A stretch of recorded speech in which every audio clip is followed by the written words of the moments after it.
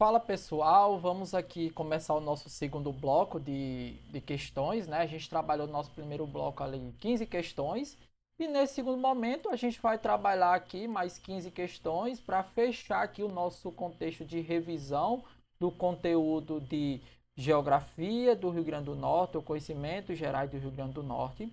Espero que o primeiro bloco para vocês tenha sido fundamental para consolidar uma aprendizagem tanto para aqueles que já foram meus alunos no curso, né?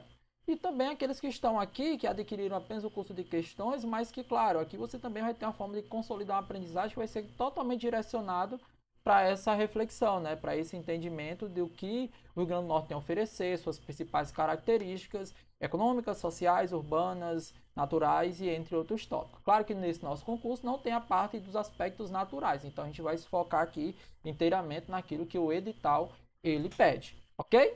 Com base nisso, sem mais delongas, vamos aqui para o nosso segundo e último bloco, né? Lembrando que eu tinha dito a você, né? Vamos tentar fazer em um único bloco, mas eu vi que fica melhor quebrando aí em dois blocos de cada um, né? De 15 questões. Então depois eu vou até editar aqui no slidezinho para vocês o títulozinho do nosso slide para ficar mais fácil, tá bom? Base nisso, vamos lá, pessoal. Sem mais delongas, vamos aqui começar a nossa segunda aula. Ó, questão 16.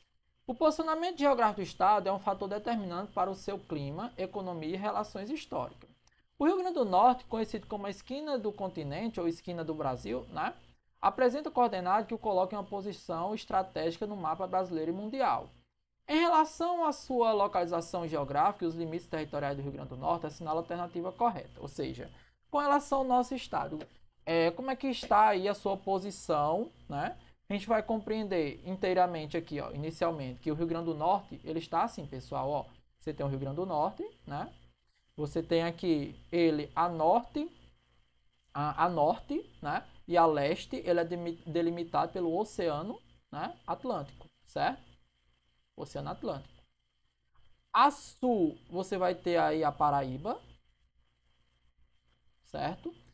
E a oeste, você vai ter o estado do Ceará, tá? Então, essa é a lógica da divisão do nosso território. Lembrando que a gente tem também, né, um território em alto mar, que é chamado de Atol das Rocas, tá bom? Então, fique muito atento com relação a isso. Outro ponto importante que pode ajudar aí na consolidação da aprendizagem é que a gente vai ter um ponto, né, um ponto histórico que é muito importante. O Rio Grande do Norte é o estado brasileiro mais próximo da África e da Europa, né? E esse ponto ele foi fundamental, aí vai anotando aí, certo, pessoal? Na Segunda Guerra Mundial, porque quando os soldados estadunidenses eles estavam precisando ir para a Europa, né, para a África, ter ali conflitos na Segunda Guerra Mundial, eles tinham receio de ir direto, né, e ter que parar ali na África, por exemplo, e ter algum risco de ser atacado pelo inimigo, né? E também precisava de segurança para a presença do combustível ou pegar mantimentos.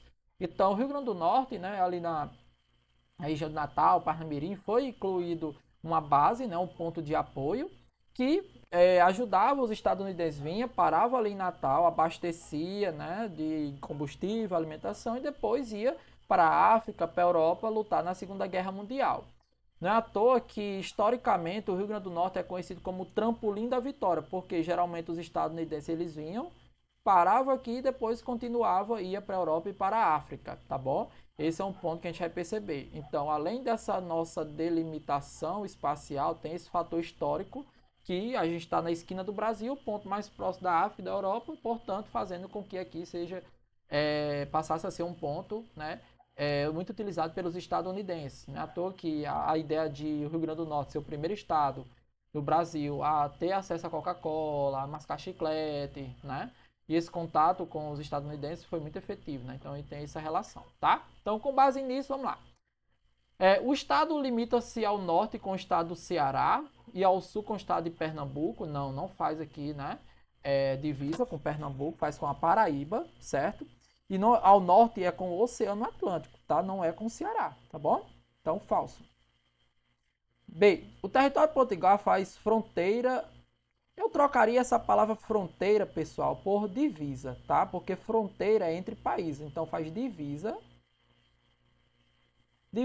a oeste com o estado do Ceará, perfeito, e ao sul com a Paraíba, sendo banhado pelo Oceano Atlântico a norte e a leste. Olha, eu gostei. Gostei dessa alternativa. Só que eu só trocaria esse nome aqui de fronteira por divisa. Mas vamos ver se esse aqui não é um distrator, né? Vamos lá. C. Sua extensão litorânea faz divisa exclusivamente com o estado da Paraíba a leste. Não, a leste é o Oceano Atlântico, tá? Então, falso. D. O Rio Grande do Norte é um estado encravado no interior nordestino, possuindo acesso ao mar apenas pela Baía da Traição, na fronteira com Pernambuco. Completamente falso, gente. Completamente falso, tá? A gente tem um grande litoral, sim, né? Não estava com proximidade aqui com Pernambuco, né? Para dizer que faz apenas limite com essa área da Baía da Traição, tá? Isso aqui está completamente falso. Até agora parece que o gabarito vai ser a letrinha B. E limita-se ao sul com o Ceará. Não, ao sul é quem, gente? É a Paraíba, tá? Então isso aqui tá errado também. Fala a leste com a Paraíba, não, a leste é o oceano. Lembre-se, é só você visualizar na sua mente aí o mapa do Rio Grande do Norte, tá? Então é falso. Então ficamos aqui com o gabaritozinho da letrinha B. Só trocaria a letrinha B, né, da questão 16, só trocaria esse nome aí, fronteira por divisa. Porque a gente tem assim, ó, limites, certo? Tá só abreviado aqui, é entre municípios, divisa é entre estados e fronteira entre países, ok? Então, gabarito aí, então, as questões 16, letrinha B de Brasil. Questão 17. Durante o século XX, a geopolítica global posicionou estrategicamente diversas áreas do Brasil. O Rio Grande do Norte, dadas suas características geográficas em relação ao globo terrestre, tornou-se palco de importantes operações logísticas internacionais. O papel do Estado do Rio Grande do Norte durante a Segunda Guerra Mundial ocorreu devido ao quê? Eita, já citei isso aqui. Vamos ler as alternativas, então. Suas várias vastas reservas de urânio, fundamentais para a criação das primeiras tecnologias nucleares francesas, jamais, né, gente? Jamais, né? B. Ao estabelecimento de colônias de refugiados europeus no interior do Seridó. Não, gente. Financiado pelos blocos dos países aliados. Não, não, não. C. A sua condição do Estado sul-americano mais próximo do continente africano e europeu. Perfeito. O que levou os norte-americanos a construir a base logística conhecida como Ponte do Atlântico para a África, ou também conhecido como Trampolim da Vitória. Perfeito. Gabarito aqui, ó. Letrinha C. Certo? Não é AD por quê, professor? A construção do Porto Ilha de Areia Branca, que serviu exclusivamente para o envio de tropas, não é? Pelo amor de Deus, né? E fala, ao seu isolamento geográfico, que permitiu o treinamento sigiloso. Que loucura é essa? A gente não tem um isolamento geográfico, não. Então, gabarito aí, questão 17, letrinha C. Questão 18. Vamos lá. As proporções territoriais do Brasil são continentais, né? O Brasil é um país gigantesco.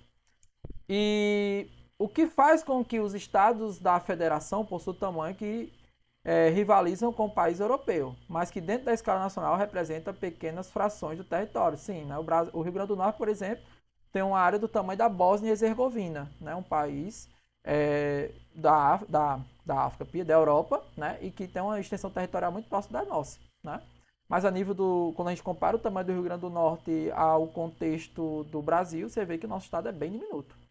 O Rio Grande do Norte possui uma dimensão territorial de quase 53 mil km². No contexto da divisão territorial do Nordeste do Brasil, essa área equivale correspondente ao quê? Pessoal, veja bem. Quando a gente fala do território do Rio Grande do Norte dentro da escala do Nordeste, do Brasil, veja o seguinte. Eu vou dar aqui um parâmetro para você, caso você não esqueça, aliás, né, caso você esqueça o número correto, você tem aí um parâmetro para se lembrar, tá? Dentro do Nordeste, tá? Dentro do Nordeste, a gente representa de menos que 5% da área do Nordeste, tá bom? Menos que 5% da área do Nordeste. E quando a gente compara o nosso território do Rio Grande do Norte com o território do Brasil, a gente vai ser menos, ou tá aqui, menos que 1% do território brasileiro. Ou seja, o Rio Grande do Norte representa menos de 1% do território do Brasil. Tá bom? Então, com base nisso, vamos lá. Ó. O Rio Grande do Norte representa, respectivamente, 15% do Nordeste brasileiro. Lembre-se que eu disse que era o quê? Menos que 5%. Então, ó, isso aqui é falso. Então, a gente já elimina, né? B, 10% falso. C, 3,42% do Nordeste. Olha. E 0,62% do Brasil, eu gostei. Vou botar aqui uma observação. Né? A D fala, né, 8%, então a gente já sabe que é falso. E essa fala 1,20% do Nordeste e 0,05% do Brasil. Ó, apesar de ser isso aqui que é um pouco do que a gente falou, mas não é tão pouco assim, né? 0,05% é como se fosse o território aí, né? Praticamente de um município, tá bom?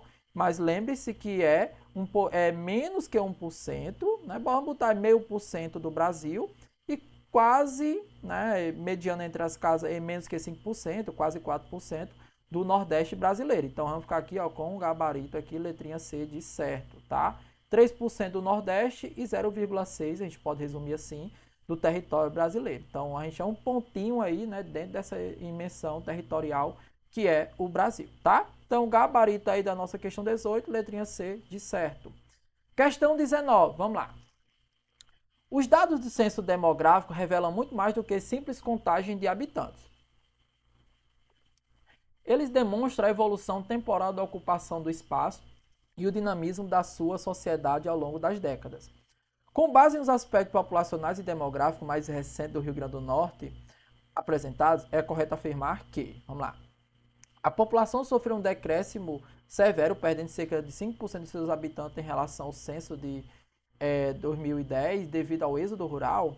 Não, né, gente? Porque, assim, teve um crescimento que foi bem diminuto, mas teve um destaque a nível de Nordeste, e mesmo assim, se a população tivesse saído do espaço, né, do espaço rural, o que é êxodo rural? É a saída do campo para a cidade. As pessoas ainda iam continuar dentro do estado, né? Então isso aqui não faz sentido. Falso. B. O estado possui atualmente mais de 5 milhões de habitantes? Não, nosso estado possui 3,3 milhões de habitantes, tá? Figurando com maior densidade demográfica do Nordeste brasileiro? Não, não, não, certo? Então aqui, ó, esse dado já erra, tá? É 3,3 milhões de habitantes, tá? 3 milhões e 300 mil nesse caso.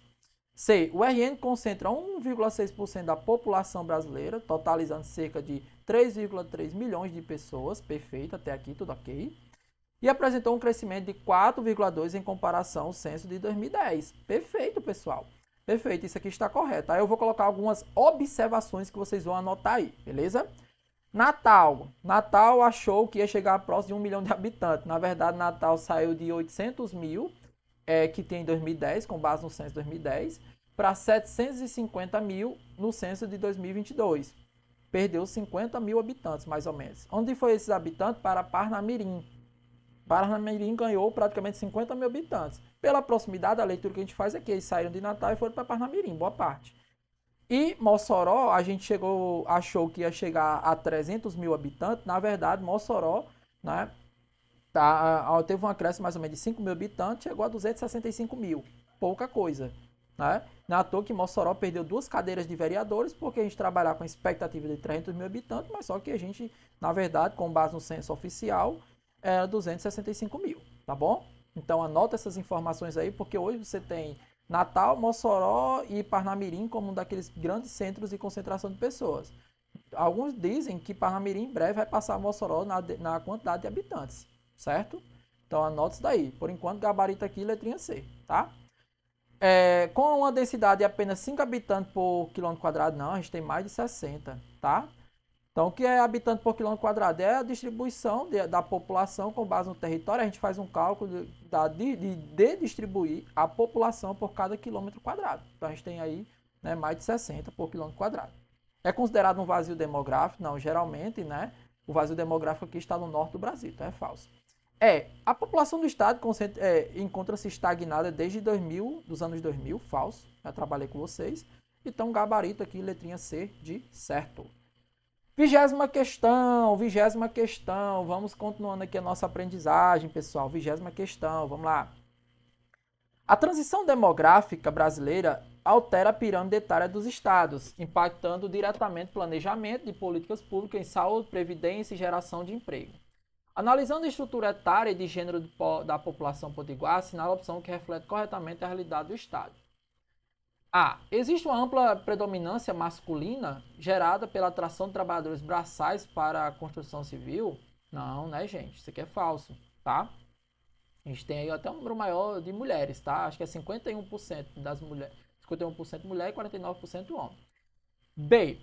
O Estado encontra-se em um cenário de bônus demográfico, ou seja, o que é um bônus demográfico? É quando você tem ali uma população em idade de trabalho e, ao mesmo tempo, uma baixa na taxa de natalidade, tá?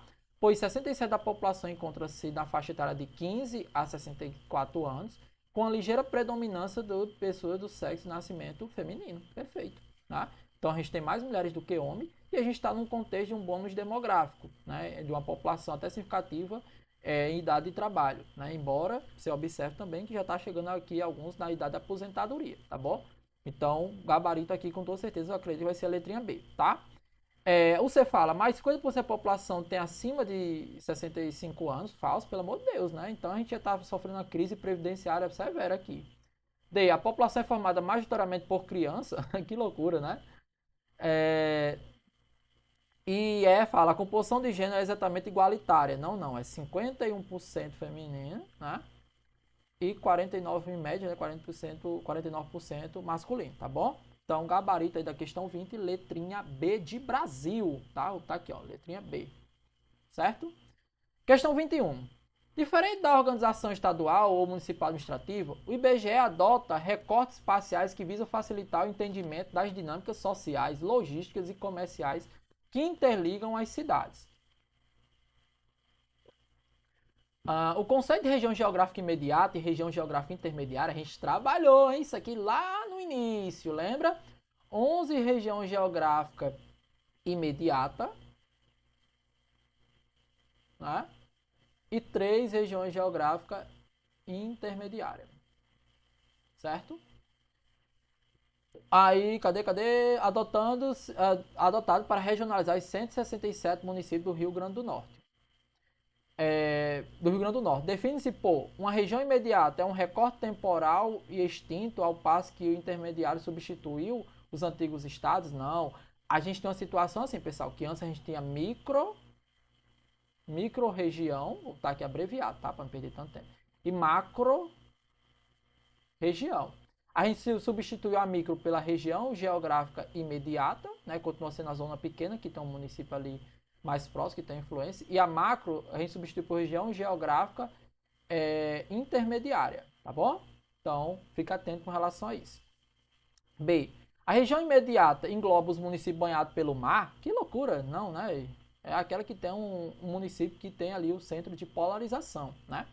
C. Uma região imediata é centrada em uma cidade principal com interações socioeconômicas próximas. Olha, eu gostei, né? Que fala região imediata é que está próximo, né? Palavra-chave aí, aquele que está mais próximo. Né? Cadê aqui, ó? Está mais próximo, tá?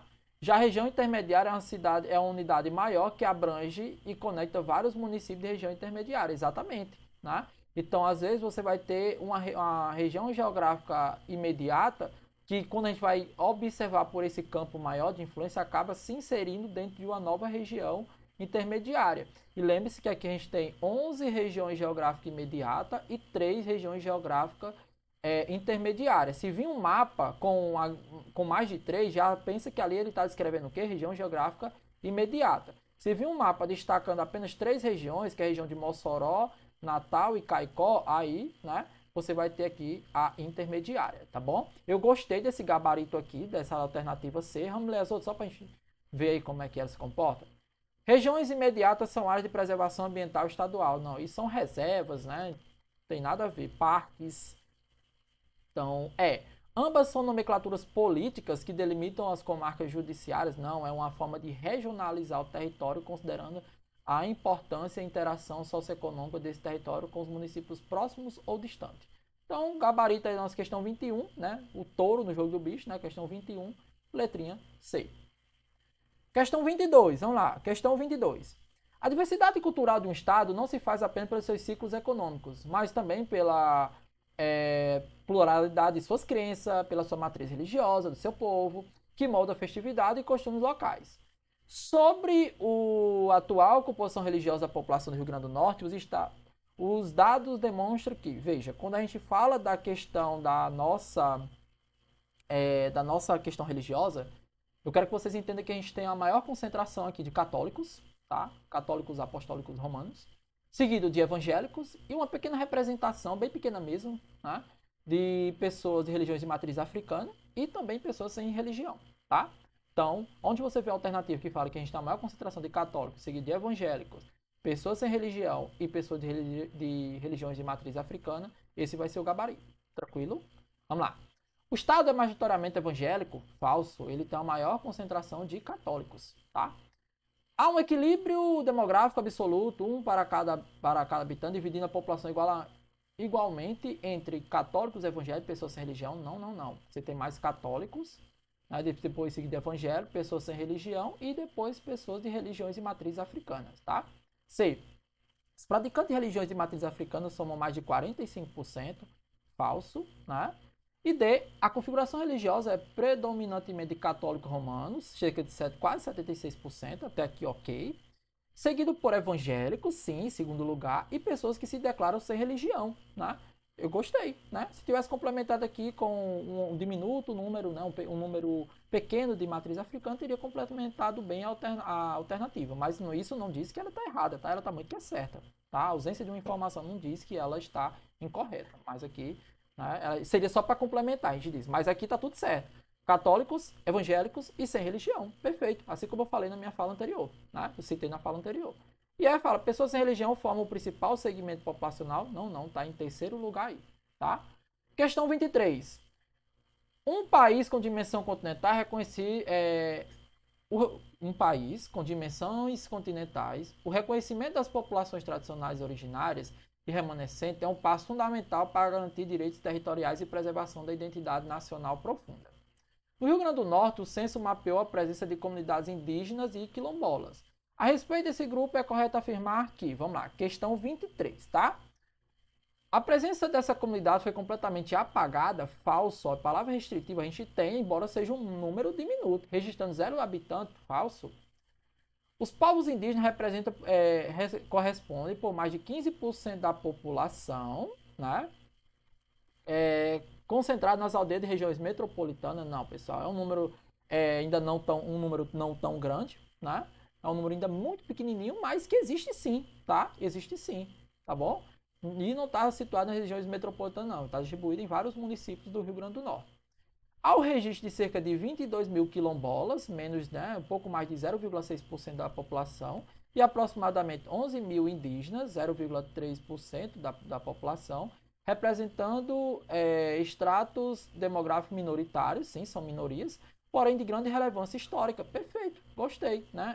Perceba, eles têm uma representatividade menor em número absoluto de indivíduos, né, nesse dado demográfico, na sua representação, mas eles têm um papel fundamental na questão da nossa composição histórica, cultural, artística, tá? Então não esqueça disso, porque a gente é muito baseado aqui, né, nos povos indígenas, aí dos potiguaras, dos mochorós, né, e entre outros grupos que aqui tiveram e ajudaram a moldar a miscigenação não só do Rio Grande do Norte, mas também do Brasil, tá?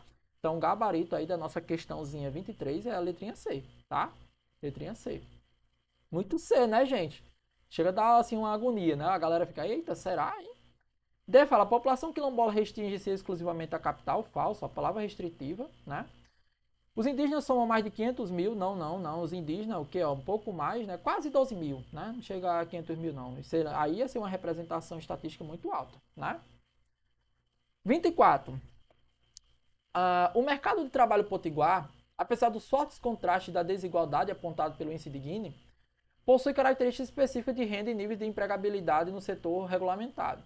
Considerando os dados de trabalho e rendimento apresentados sobre o Estado, né, com base nas estatísticas que a gente observa e são lançadas constantemente aí, assinala a alternativa correta. Aqui, pessoal, como uma questão que cobra aí uma coisa mais profunda, que você vai perceber é aquela que parece ser mais palpável, né? Ou seja, aquilo que se aproxima um pouco mais da realidade, certo? Vamos lá. 100% da população adulta mantém empregos formais? Não, não, pessoal, tá? Não, não. A gente tem um grau de informalidade, anota aí, o grau de informalidade aqui, infelizmente, é muito alto, tá? Embora tenha sido um dos estados que mais gerou emprego, né? E foi um dos estados do Brasil que mais teve aí a saída de pessoas do Bolsa Família pela inclusão de um número maior de pessoas com carteira assinada. Isso é um ponto muito positivo. Mas a gente não chegou nessa utopia de ter 100% da população adulta em empregos formais, né? A uberização é um elemento muito forte ainda. B. O rendimento nominal mensal domiciliar por pessoa gira em torno de 1.264, 1.267. Sim, geralmente chega ali próximo de 1.300, né? Quase isso daqui, os dados se aproximam. E aproximadamente 52% da população mantém trabalho formal. Exatamente, pessoal. Esse é o nosso gabarito, certo? Então, perceba que a gente já tem um alto grau de pessoas desempregadas e de informalidade, apenas 52% está no mercado formal. E essa informalidade ela foi muito impulsionada, ou seja, mais de 40% da população está na informalidade, muito em decorrência, tipo, tanto do desemprego, né, apesar de a gente ter diminuído essa estatística, mas também do processo de uberização, né, que a uberização, emprego por aplicativo, ele não é, perdão, um trabalho registrado, oficial, com direitos ali, né? O indivíduo tem que correr atrás de seus direitos de maneira autônoma, tá? Então, o gabarito aqui vai ser a letrinha B de Brasil. Professor, por que não é C? Cerca de 90% da população sobrevive exclusivamente da informalidade? Não, é uma média de uns 30% a 40%, 90% é estatística muito louca, né? É uma estatística, nem no estado mais pobre do Brasil tem isso. O rendimento domiciliar per capita, você por pessoa, no estado figura-se na primeira posição, superando mais de 5 mil sonhos, desejamos alcançar, né? Isso que a gente deseja, mas a gente não tem isso não, infelizmente, né? É o nosso desejo, mas essa não é a realidade, tá? Então, falso, tá? E fala, o mercado de trabalho estadual obteve formalmente apenas a população, né? Absorve formalmente apenas a população rural, não e a urbana. Não havendo estatística de carteira assinada dos municípios urbanos, é muito ao contrário, né? Isso aqui é falso. Então, gabarito aí, letrinha B. Questão 25. O patrimônio folclórico de um povo é o resultado das heranças e da fusão das culturas, né, nesse caso do Brasil, né, indígenas, europeias e africanas, ao longo dos séculos de convivência. Não é à toa que o Brasil é o país mais miscigenado do mundo, constituído aí justamente por essa tríade, né, indígenas, europeus e africanos. No estado do Potiguar, essas expressões resistem ao tempo. Entre os elementos tipicamente folclóricos destacados na identidade cultural do Rio Grande do Norte, encontramos o frevo, o Bumba Meu Boi maranhense. Opa, Bumba Meu Boi maranhense? Claro que não, né? E as rodas de chimarrão, isso aqui está falando de outros territórios, né? Aqui está falando de outros territórios. B, o maracatu nação, o jongo e o fandango gaúcho. Olha, algumas a gente dá para eliminar até por citação aqui do local, né?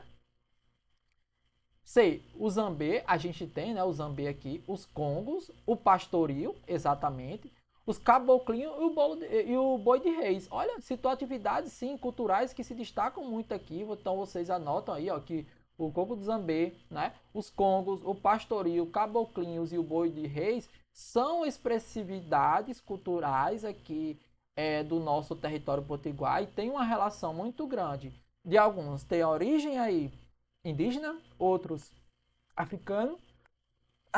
Eita, o professor tá com sono, hein? E outros europeus, tá? Principalmente portugueses, tá bom? Então, gabarito aí, né, vai ser a nossa letrinha C de certo, de Congos, né? Então, questão 25, letrinha C. Cadê falar? A catira, a congada paulista, né, ó, e as festas do peão de Barretos, falso, pelo amor de Deus, né? E eu falei exclusivamente a literatura de cordel. A gente tem, mas não é exclusivamente. Cuidado com as palavras restritivas, tá bom, meu estudante? Questão 26. Vamos lá. As comemorações e festividades de um estado frequentemente mesclam a devoção religiosa, eventos históricos e o lazer profano. É o sagrado e o profano, né?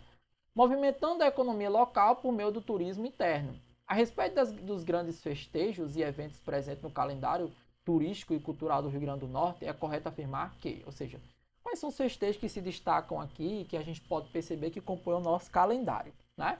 Vamos lá.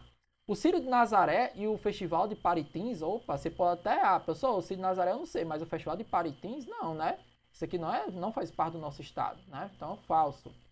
B, o Carnatal, opa, o maior carnaval fora de época, né? Só ficando aí, né? Até, se não me engano, na frente do Fortal. A festa do Boi, sim. A festa de Santos Reis e o evento religioso em memória aos mártires de Uruaçu e Cunhaú. Perfeito. Eventos que destaca o carnaval, a presença pecuarista, festa religiosa, né? E um fator histórico que é os mártires de Cunhaú. E alguns dizem, né, que é os mártires de Cunhaú e Uruaçu, ou Uruaçu e Cunhaú, né?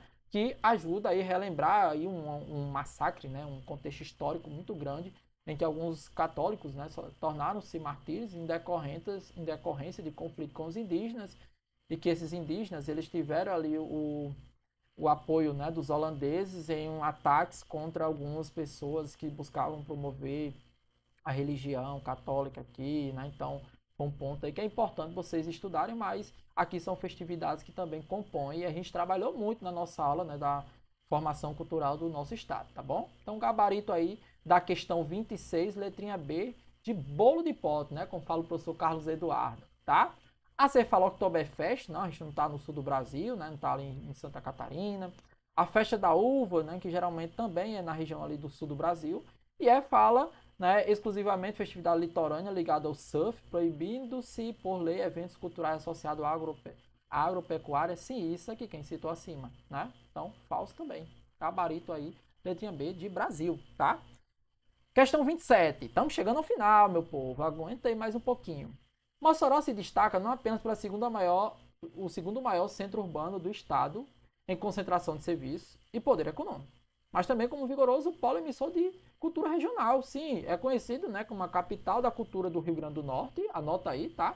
Capital da cultura do Rio Grande do Norte, reconhecido pela Assembleia Legislativa e sancionado pela governadora. O município de Mossoró cedia anualmente grandes eventos que mobilizam a região e celebram a cultura nordestina e sua história local. Dentre eles destacam-se, ou seja, você é para conhecer. Quem é de Mossoró já tem aí na ponta da língua, quem não é, né, vai saber agora. A festa da menina moça e a romaria do Juazeiro, não, não, não, falso. O Pingo do Meio-Dia, sim, o evento, né, que abre aí o que a gente vai chamar, né, da grande festividade, que é o Mossoró Cidade Junina, correto também, né? E o espetáculo Alto da Liberdade, que conta ali as narrativas, né, do contexto de, como é que eu posso dizer para você, da resistência do povo de Mossoró ao bando de Lampião, né? E poderia complementar aqui com o Boca da Noite, a gente poderia complementar a alternativa, né, com o Boca da Noite, que é o evento de encerramento do Mossoró Cidade Junina, mas aqui está correto, né? Citou muito elementos aqui da nossa cultura, tá bom? Eu posso acrescentar como um fator religioso a festa de Santa Luzia, tá bom? Também, tá? Então o gabarito aí vai ser a letrinha B, pelo menos até agora sim. Vamos ver a C, ó. Festival de Cinema de Gramado, não, pelo amor de Deus, né? O Grito do Ipiranga e as Micaretas de Inverno, que mistureba é essa, hein, gente? Pelo amor de Deus. E é a Corrida de São Silvestre, São Paulo, né? E a Caminhada da Fraternidade, completamente errado, tá, pessoal? Você poderia até se confundir nesses dois aqui, mas a B, ela complementa muito bem, tá? Questão 28. Vamos lá. Distante cerca de 267 quilômetros da cidade de Natal e pertencente administrativamente ao estado, o Atol das Rocas é um ecossistema peculiar de inevitável valor científico e ambiental. Qual é a principal função característica ecológica do Atol das Rocas no Rio Grande do Norte? Ou seja, para que ele é utilizado? O Atol das Rocas é utilizado para quê? Vamos lá. A. Trata-se do maior polo de exploração de mineral de salgema. Falso, gente. E vocês vão lembrar do que eu falei lá no início, lá na primeira questão. Eu não vou nem trazer de novo aqui, mas vocês vão lembrar. Funciona como uma ilha de presídio abandonado? Não, pelo amor de Deus, né? Falso. C. É um complexo hoteleiro internacional privado? Falso. É uma importante reserva biológica marinha situada no Oceano Atlântico? Perfeito, sem defeito. Servindo como área de abrigo, alimentação e reprodução da vida marinha. Eu vou botar um coração gigantesco aqui, ó. Coração aqui do apaixonado, né? Letrinha D, pessoal, não tem erro aqui, tá? O Atol das Rocas é um território, né? Como se fosse uma pequena ilhazinha, né? Que ainda é meio que inundada, mas que serve muito aqui para... É uma reserva biológica, muitos estudantes vão lá, né? Fazer alguns estudos, algumas pesquisas, e ela serve basicamente como ponto de alimentação, abrigo e reprodução da vida marinha, tá? Então, gabarito aí, letrinha D. A E fala... Consiste em um arquipélago vulcânico artificial construído durante a Segunda Guerra Mundial como base aérea auxiliar. Aqui, ó, tava fumando meu parceiro, quando fez essa alternativa, pelo amor de Deus, né? Questão 29, penúltima questão, hein, meus amores? Vamos lá, estamos finalizando aí esse nosso objetivo. É tão bom, né, estudar. É desconfortável, mas os frutos são sempre muito doces, né, favoráveis. Vamos lá. Ao olharmos para o mapa do Nordeste, do Rio Grande do Norte, a proximidade geográfica entre a cidade de Natal e o arquipélago de Fernando de Noronha, né, em média de 360 quilômetros de distância, sugere uma interligação territorial imediata, diferente da distância para Recife, né, que é 247. Contudo, a geopolítica e a história desenharam fronteiras diferentes. Sobre o arquipélago de Fernando de Noronha e a sua não inserção no território do Rio Grande do Norte, é correto afirmar o quê? Vamos lá, qual foi o fator que contribuiu para que, sei lá, a gente perceba Fernando de Noronha não como um território nosso, mas sim ali de Pernambuco? Vamos lá. A ilha foi cedida pela França a Pernambuco em 1988, por meio de Constituição Federal? Não, pessoal. Bem, Fernando de Noronha pertencia ao RN, mas foi trocada pelo Atol das Roques em um acordo mediado pela ONU em 1955? Jamais. Você acha que se pertencesse a gente entregar um arquipélago gigantesco pelo um pedaço de terra que é banhado por água que não dá nem para desenvolver nada lá, né? A não ser, tipo, área de estudo, né, da vida marinha, tem essa importância, sim, mas a gente está falando de um fator muito mais expressivo, né? C. Apesar de estar mais próximo do RN, a ilha nunca pertenceu ao Estado, verdade. Porque em 1700 foi atribuída a Pernambuco devido à presença dos primeiros nativos, né, habitantes oriundos dessa capitania. Né? Então, assim, a gente vai perceber que desde o início o arquipélago, né, professor, o que é arquipélago é um conjunto de ilhas, né, o conjunto de ilhas, tá? Ela sempre pertenceu aos pernambucanos, porque do início, meu amigo, eles já foram para lá ocupar essas áreas e desenvolver, então nunca foi nosso, apesar da proximidade com o Rio Grande do Norte, né? Foi um território nunca pertencente ao nosso estado, né? Sempre foi de Pernambuco e a justificativa disso, né, é que a área sempre foi ocupada ali desde o período das capitanias, né, pertenceu aos pernambucanos que foi ocupado pelos povos que lá chegaram, tá? Então gabarito aí, letrinha C de cuscuz. E a nossa última questão, meu povo, para fechar esse assunto aqui, vamos lá, questãozinha para garantir a nossa aprovação, vamos lá. Questão muito parecida com o que a gente já respondeu. Ó.